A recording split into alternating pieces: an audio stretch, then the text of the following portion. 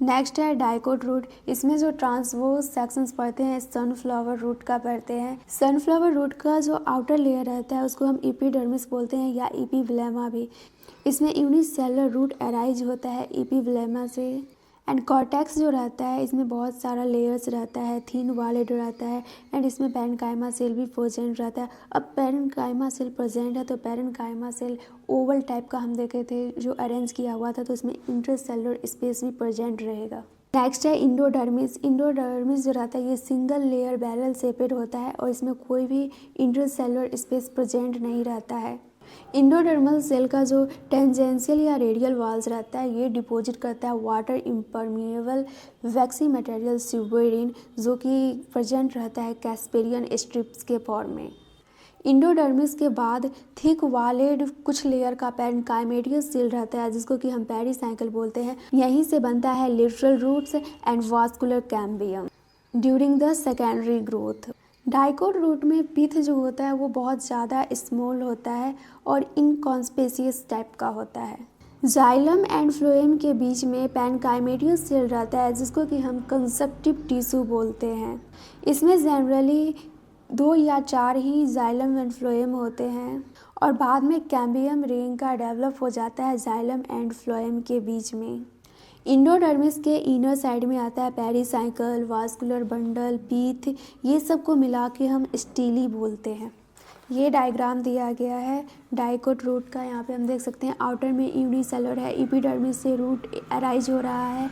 यह कॉर्टेक्स है, पैरेन्काइमेटियस नेचर का होता है। इनर में इंडोडर्मिस है जो कि कैस्पेरियन स्ट्रिप बनाने में हेल्प करता है। इंडोडर्मिस के आगे पेरिसाइकल है, उसके बाद प्रोटोजाइलम है, प्रोटोजाइलम के बाद मेटाजाइलम एंड पीथ जो इसमें रहता है बहुत ही स्मॉल रहता है। नेक्स्ट है मोनोकॉट रूट। मोनोकॉट रूट में 6 पॉली आर्क होता है, मतलब कि जाइलम बंडल, एंड इसमें पीथ भी बहुत ज़्यादा बड़ा होता है। डाइकोट रूट में पीथ छोटा रहता है, इसमें बड़ा है। ये डायग्राम मोनोकॉट रूट का है। यहाँ पे देख सकते हैं रूट हेयर है, एपिडर्मिस है, कॉर्टेक्स है, इंडोडर्मिस है, पेरिसाइकल है, एंजाइलम बंडल जो है यहाँ पे 6 से भी ज़्यादा है एंड पिथ जो है वो बहुत बड़ा है। नेक्स्ट है डाइकोट स्टेम। डाइकोट स्टेम में भी आउटर लेयर कवरिंग जो रहता है वो एपिडर्मल सेल का ही होता है। ये कवर्ड रहता है क्यूटिकल से जो कि बियर करता है trichomes and few stomata. Epidermis and pericycle के बीच में जो मल्टी लेयर रहता है उसको हम कॉर्टेक्स बोलते हैं। कॉर्टेक्स यहाँ पे 3 सब जोन में डिवाइडेड है।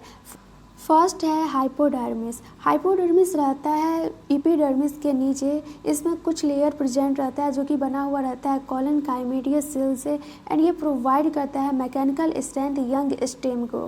एंड हाइपोडर्मिस के नीचे कंसिस्ट रहता है पैरेन्काइमा सेल एंड हमें पता है जब पैरेन्काइमा का बात हुआ तो इसमें ओवल टाइप का अरेंजमेंट होगा। जब ओवल टाइप का अरेंजमेंट होगा तो इसमें इंटरसेलुलर स्पेस भी प्रेजेंट होगा। कॉर्टेक्स का जो इनर मोस्ट लेयर रहता है वो इंडोडर्मिस होता है। मोनोकॉट में हाइपोडर्मिस स्क्लेरेन्काइमा का बना रहता है एंड डाइकोट में कॉलेन्काइमा का बना रहता है। इंडोडर्मिस में बहुत ज़्यादा स्टार्च ग्रैंड प्रेजेंट रहता है, इसके लेयर को हम स्टार्च शीथ बोलते हैं। इंडोडर्मिस के बाद पेरिसाइकल आता है एंड ये जो रहता है फ्लोएम के ऊपर एंड इंडोडर्मिस के तो अंदर होता ही है। ये सेमिलुनार पैच के फॉर्म में प्रेजेंट रहता है, मतलब कि हाफ स्फीयर के फॉर्म में। एंड ये जो सेमिलुनार पेचेज होता है वो स्क्लेरेन्काइमा का बना रहता है। वास्कुलर बंडल के बीच में प्रेजेंट रहता है रेडियली कुछ लेयर जो कि पैरेन्काइमेटियस सेल होता है, वहाँ से मेडुलरी रीज निकलता है। एंड लास्ट में वास्कुलर बंडल जो होता है वो रिंग के फॉर्म में अरेंज हो जाता है। And ring formation vascular bundle का जो होता है ये कैरेक्टरिस्टिक फीचर होता है डाइकोट स्टेम का।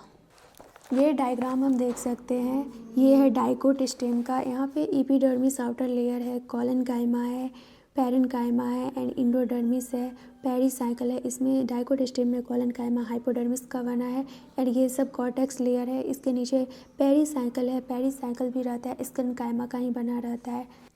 ये है phloem, cambium, metaxylem, protoxylem and pith. हम पीथ देख सकते हैं, पीथ जो बना हुआ रहता है वो पैरेन्काइमेटियस सेल से बना रहता है। अगर पैरेन्काइमेटियस सेल से बना है तो इसमें इंट्रासेलुलर स्पेस प्रेजेंट रहेगा क्योंकि ये ओवल शेप जनरली रहता है। अगर ओवल शेप को हम अरेंज करेंगे तो वहाँ पे इंट्रासेलुलर स्पेस बन ही जाएगा।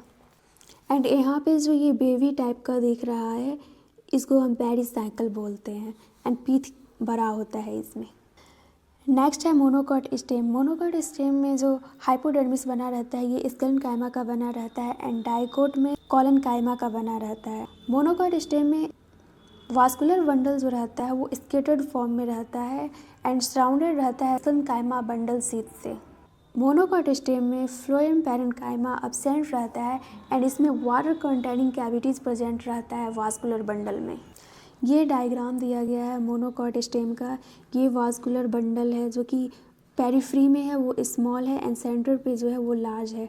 हाइपोडर्मिस वास्कुलर बंडल, ये एपिडर्मिस है, हाइपोडर्मिस है, वास्कुलर बंडल है। यहाँ पे वास्कुलर बंडल में हम देख सकते हैं होल टाइप का है, तो यही जो रहता है कैविटी फॉर्म करता है मोनोकॉट स्टेम में। एंड ये जो ग्राउंड टिश्यू है ये पैरेन्काइमेटियस होता है।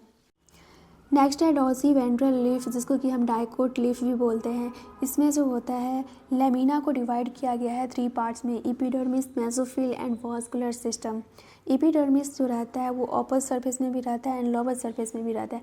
अपर सरफेस को एडेक्सियल एपिडर्मिस बोलते हैं, लोअर सरफेस को एवेक्सियल एपिडर्मिस बोलते हैं। लीफ के पास भी क्यूटिकाइल रहता है। एवेक्सियल एपिडर्मिस जो होता है यहाँ पे बहुत ज़्यादा स्टोमाटा रहता है क्योंकि ये नीचे की ओर रहता है एंड एडेक्सियल जो रहता है वो अपर की तरफ रहता है। मेसोफिल प्रेजेंट रहता है upper epidermis and lower epidermis के बीच में। मेसोफिल के पास 2 टाइप का सेल होता है, palisade parenchyma and spongy parenchyma. Palisade parenchyma जो होता है वो एडेक्सियली प्लेस्ड होता है, मतलब कि ऊपर की ओर प्लेस्ड होता है एंड ये जो बना रहता है इलोंगेटेड सेल से एंड अरेंज रहता है वर्टिकली एंड पैरेलल एक दूसरे से। स्पॉन्जी पैरेन्काइमा एबैक्सियल साइड में प्रेजेंट रहता है लोअर एपिडर्मिस पे।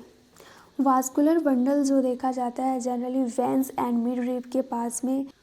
वास्कुलर बंडल का जो साइज रहता है वो डिपेंड करता है वेंस के साइज पर। वास्कुलर बंडल सराउंडेड रहता है बंडल शीथ सेल के लेयर से। नेक्स्ट है आइसोबाइलेटरल लिप जो कि मोनोकॉट में होता है। आइसोबाइलेटरल लिप में मेसोफिल डिफरेंटिएटेड नहीं रहता है पैलासाइड एंड स्पॉन्जी पैरेन्काइमा में। नेक्स्ट है विल्लीफॉर्म सेल्स।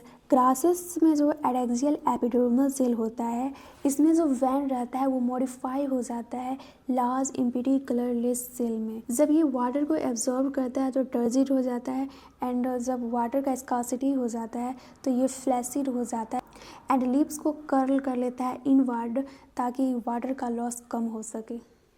मोनोकॉट में वास्कुलर बंडल का जो साइज रहता है वो सिमिलर रहता है एक्सेप्ट जो उसका मेन वेंस रहता है वहाँ पे छोड़ के। ये डायग्राम दिया गया है डाइकोट एंड मोनोकॉट का। डाइकोट में यहाँ पे बंडल शीथ दिया गया है जिससे कि वास्कुलर बंडल कवर रहता है एंड ये एडेक्सियल एपिडर्मिस है अपर लेयर पैलासाइड पैरेन्काइमा जो कि एडेक्सियल एपिडर्मिस के नीचे रहता है। Air cavity spongy mesophyll cells में रहता है। यहाँ पे सब स्टोमेटल कैविटी है, ये स्टोमा है एंड ये एवेक्सियल एपिडर्मिस है जो कि लोअर साइड में प्रेजेंट रहता है। ये मोनोकॉट का डायग्राम है। यहाँ पे एडेक्सियल एपिडर्मिस है एंड ये एवेक्सियल एपिडर्मिस है, जाइलम, मेसोफिल, सब स्टोमेटल कैविटी एंड स्टोमा।